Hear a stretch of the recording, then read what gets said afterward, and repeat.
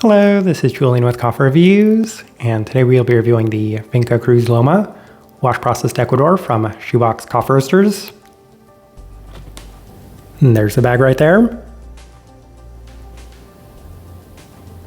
And Shoebox, based out of Chicago, Illinois. And this is their first ever appearance on this channel. As they're a coffee roaster, I technically had zero experience with going into this review. And I say technically because the founder of Shoebox was previously the roaster of Jimmy Beans, which is a coffee roaster that we have reviewed on this channel before. Since then, Max has spun off to create Shoebox, which is a coffee roaster that has received quite a bit of buzz, enough to the extent that it did win our May 2025 Coffee of the Month poll. So we will be featuring a number of Shoebox's coffees here in the near future. But for now, we will see how this one turned out, as this right here is day 53.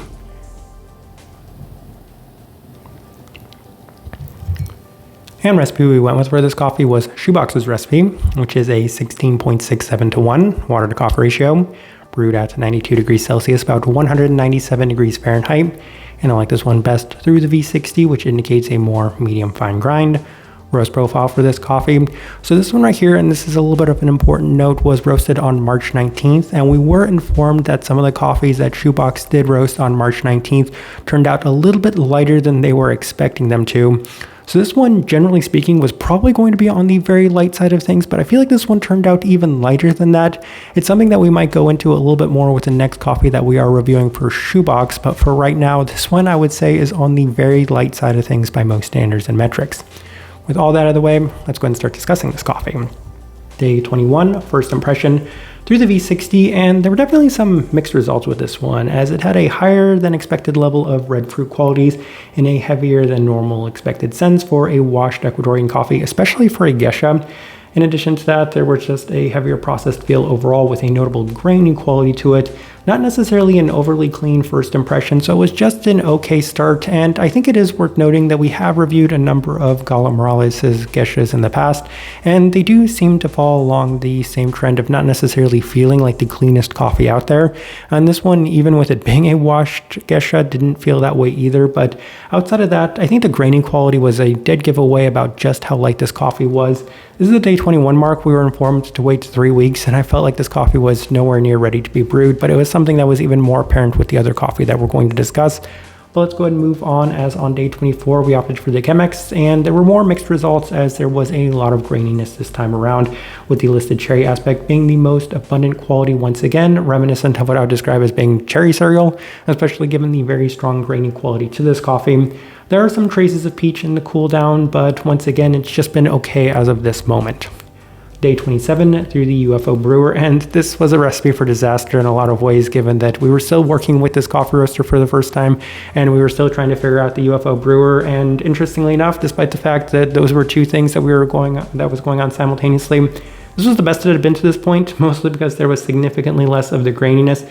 It felt like the coffee might start to settle as of this moment, with more traces of peach in a slightly more intense sense, but outside of that, it was mostly dominated by the cherry qualities and a somewhat prominent florality as well. So as of this moment, it's still been a mixed experience, but I felt like this coffee was finally beginning to trend in the right direction. Day 30 through the V60 with Shoebox's recipe, so 16.67 to 1 at 92 Celsius, and the coffee is a bit better as it has helped tone down some of the strong red fruit and grainy qualities, but they still do remain the most pronounced qualities, as it just tastes like a cherry cereal once again. Coffee feels like it needs additional rest, but it's been more clean this time around. As of this moment though, it's just been skewing so heavily in terms of that grainy sense, and I can't undersell just how grainy this coffee was from these first couple of tries. And we will go ahead and move on to day 33, as we opted for the Chemex with Shoebox's recipe. And there was still relatively little change, as it has continued to be very dominated by the grainy cherry quality to it, giving it that very strong cereal-like feel. More subtle traces of peach, but for the most part, I can't emphasize this enough, this coffee was just so cereal grain forward to the point where there was very little to differentiate any of the other qualities within this one. And this is the moment where we did something that we hardly do with pretty much any coffee. I let it sit for a week, and it was just so light. And again, we'll discuss this even further with the next coffee we're discussing from them, that I just said, it's not ready to be brewed yet. And I know it was suggested to wait 3 weeks, but this coffee is bordering on some of those H&S coffees that we've had in the past that were just way too light, even when you got to like the day 45 mark and you had to continue waiting. So we put it on our shelf for a week and let it rest, and came back to it with the day 40 mark, V60 and Shoebox's recipe. And it was definitely the best that had been to this point. This coffee does need an extended bit of rest, and it's something that we do want to highlight and emphasize, even though this one was probably lighter than the vast majority of Shoebox's other coffees out there. Significantly less graininess, though it's still present, and I can't emphasize that enough. It was still an abundant quality within this coffee, but it did lead to a much better and cleaner defined cherry quality this time around, with a bright citric finish and some slight candied qualities. So getting so much more from this coffee, and as a result, I was very happy that we let it rest for another week. Otherwise, we were probably going to be getting another couple of days of just generic citric graining qualities to it. Day 43, yes, day 43 through the Chemex with Shoebox's recipe, and the coffee is day and night from the earlier experiences, and I can't emphasize that enough either, as those early experiences were just so one-dimensional in terms of that grain quality, but now we're starting to get a lot more to this one. In its place, we get an artificial red fruit-forward feel that's reminiscent of what I would describe as Kool-Aid, and it's not necessarily a bad thing given that it is presented in a slightly more clean sense. This time around, we're getting a little bit more depth to those red fruit qualities within this coffee, the red tone to this one in general, so a little bit happier with it in that regard. And on day 46, final notes we have through the V60 with Shoebox's recipe, and the coffee is the best it has been to this point, and it's the best it's been to this point today. So this coffee really benefited from extended rest. That's something that we really need to highlight with this coffee, as the majority of the graininess has settled, and it has remained extremely red forward with a slight spiced sage quality to it. Outside of that, there's a citric lime and also a pretty, we'll say not overly heavy, but prominent mango stone fruit quality to go with an otherwise red fruit forward experience on this one. All right, so let's go ahead and put up the tasting wheel so you can see what we're getting.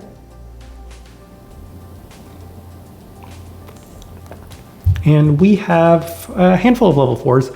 Let's go through them. We'll start with the cleanliness level 4. The cleanliness was the biggest talking point I've heard from others about this coffee specifically, as even though it is a washed gesha, by no means does it present that way, as this coffee definitely had a little bit of a fermentiness to it, enough to the extent where it's something that I kept hearing about this coffee over and over. But I do want to emphasize that it's not just something that I've heard from this coffee from Shoebox, but also that I've heard from the one that MinMax released, one that we've had from Cofea Circular in the past. For whatever reason, this Gala Morales Gesha just seems to offer that slightly more fermented quality to it, which does lend to the notion that's probably not a true washed coffee through and through. Even then, I feel like it was clean enough, at least at this stage, to the point where we could justify a lower to more moderate level 4 on this one. Finish, level 4. And I'm so glad that towards the end, the very strong graininess was gone, because that's all I was tasting on the first handful of days for this coffee, was just a very lingering and long-lasting graininess.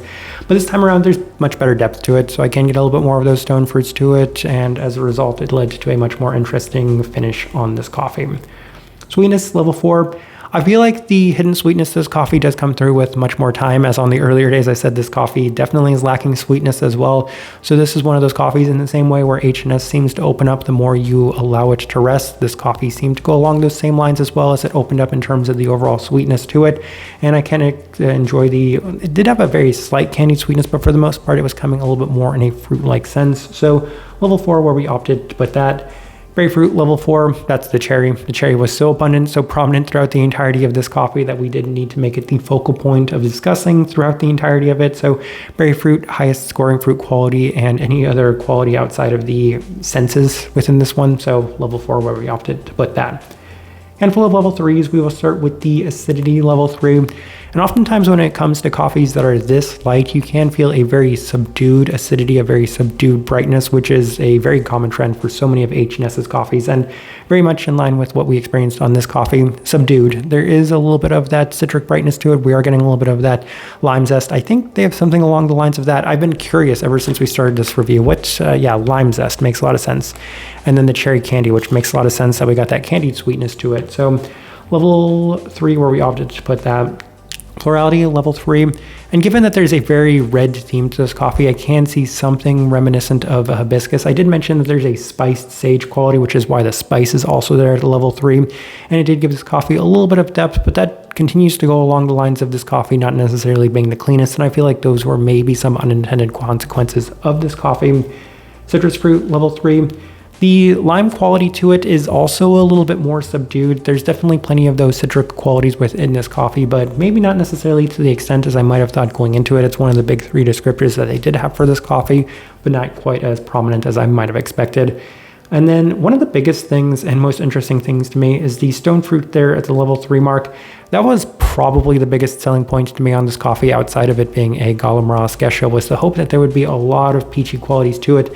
And a lot of the feedback I've heard on this coffee was that it was super peach forward, but for me, I don't know if it's because this coffee was just on the lighter side of things compared to the original run of this coffee, but this one really never seems to reach some very high highs for the stone fruit qualities, especially in terms of that, I think, canned peach sense, stewed peach sense that they have listed on here. It presents a little bit more in a slightly less clean stone fruit-like quality, and that's why I opted for a mango descriptor as opposed to that more canned stewed peach quality to it. It's also presented in a slightly more subdued sense, so even then, level 3 is where we opted to put that. This coffee still feels like it might open up a little bit more with some time as well, so I feel like the intensity of these things can be dialed up with just maybe some adjustments and a little bit more time, but for now they do continue to remain subdued qualities within this coffee. And then final thing worth discussing, body level 3. A little bit more body in general, which is still kind of interesting given that this is a gesha. This coffee acts very little like a gesha, especially for what you might expect of a wash processed gesha. But level 3, where we opted to put it, just a fair bit of body and texture to it, and kind of surprising too given the overall profile of this coffee. Outside of that though, as I'm looking at this tasting wheel, I do think it is a pretty good representation on what I was getting from this coffee. Alright, so my overall thoughts and impressions of this coffee. Of all of the feedback I've heard from Shoebox as of this moment, this is actually the coffee that I've heard the least positive feedback on so far. And it's mostly because a lot of the feedback I've heard about this coffee roaster in general has been extremely positive, and as a result, I think it's maybe a little bit unfortunate that this is the first coffee that we're going to be reviewing from them. In addition to that, since this isn't necessarily the profile that I feel like was intended for this coffee, that probably went against the way that we were supposed to experience it.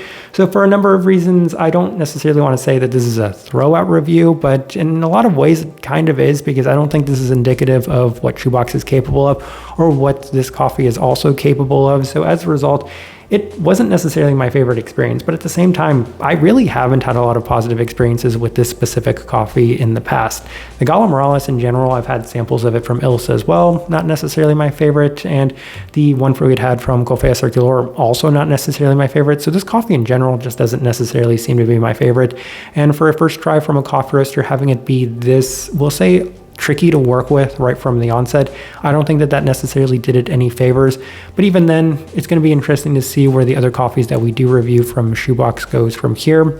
And that does kind of lead into the type of person I would suggest this coffee to. I feel like it does require a lot of patience. Let me start with that. And it's kind of difficult for me to speak on this one, given that once again, it did seem to be lighter than the expectation for it was supposed to be.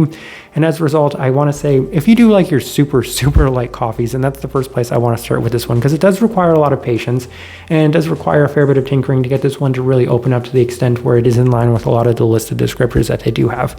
I do feel that there's still more potential to this coffee. It can be a little bit more intense. It can be a little bit more sweet. It can skew a lot more in the direction that this coffee was maybe intended to be. But as of right now, it just probably required even more time to work with. And even after some extended rest, I don't think we necessarily got to that. So all of that's to say, somebody that does enjoy their very light profiled coffees with a focus on the more cherried attributes of something like this, with a potential for hidden sweetness to it as well. That's kind of the best direction we can point somebody towards on this one, and also the best way we can leave this review. If you by chance had an opportunity to try this coffee, I'd love to know your thoughts and impressions of it as well.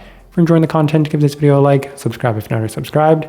This right here has been a review of the Finca Cruz Loma, wash processed Ecuador from Shoebox Coffee Roasters. Thank you for watching.